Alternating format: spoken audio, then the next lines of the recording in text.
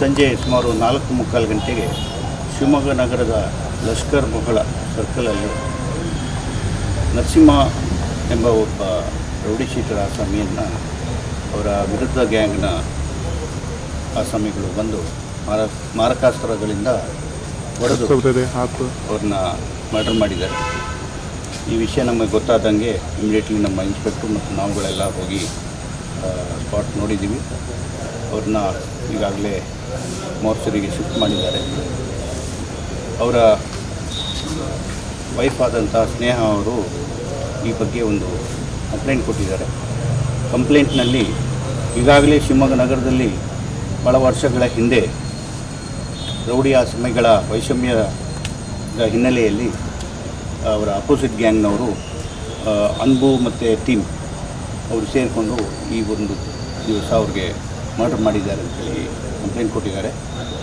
ಕಂಪ್ಲೇಂಟ್ನ ನಾವು ತಗೊಂಡು ತನಿಖೆಯನ್ನು ಪ್ರಾರಂಭಿಸಿದ್ದೀವಿ.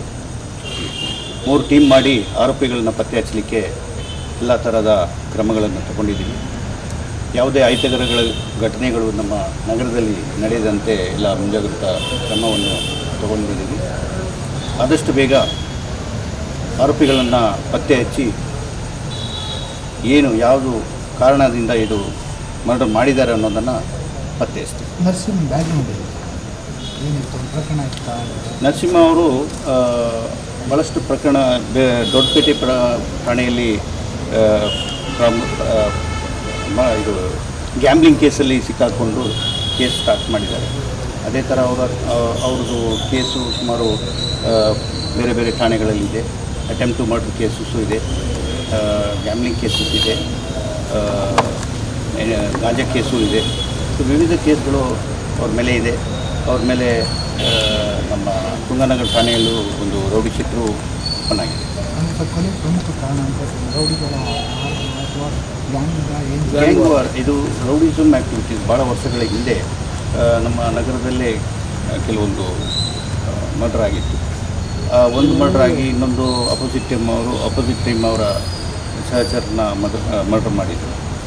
ಆ ಒಂದು ಹಿನ್ನೆಲೆಯಲ್ಲೇ ಆಗಿರ್ತದೆ ಅಂತಲೇ ಕಂಪ್ಲೇಂಟ್ ಕೊಟ್ಟಿರೋದು. ಸೊ ತನಿಖೆಯಲ್ಲಿ ನಮಗೆ ಪೂರ್ಣ ಮಾಹಿತಿ ಗೊತ್ತಾಗುತ್ತೆ. ಸರ್, ಎಲ್ಲ ಒಂದು ಕಡೆ ಈ ಕಾಡಾ ಕಾರ್ತಿಕ್ ಗ್ಯಾಂಗು ಮತ್ತು ಅಂಬು ಗ್ಯಾಂಗ್ ನಡೆದ ಅಂತ ಹೇಳ್ತೀರಿ. ಅದೇ ವೈಷಮ್ಯ ಒಂದು ಗ್ಯಾಂಗ್ ವೈಷಮ್ಯನೇ ಇದೆ. ಸೊ ಹೆಚ್ಚಿನ ತನಿಖೆ ನಡೆಸಿದ ನಂತರನೇ ನಮಗೆ ಪೂರ್ಣ ಮಾಹಿತಿ ನಿಮಗೆ ಕೊಡಲಿಕ್ಕಾಗುತ್ತೆ. ಇಸ್ಪಿಟ್ ಆಟ ಅನ್ನೋದು ಅವರು ಆ ಒಂದು ಚಟವನ್ನು ಇಟ್ಕೊಂಡಿದ್ರು ಅಷ್ಟೇ. ಹೆಚ್ಚಿನ ಮಾಹಿತಿ ನಾವು ತನಿಖೆ ಆದ ನಂತರನೇ ಹೇಳೋಕ್ಕಾಗುತ್ತೆ. CC ಕ್ಯಾಮ್ರಾ ಫೋಟೋಸ್ ಅದೆಲ್ಲ ನಾವು ತನಿಖೆಯಲ್ಲಿ ಅಳವಡಿಸ್ಕೊಡ್ತೇವೆ. Okay sir.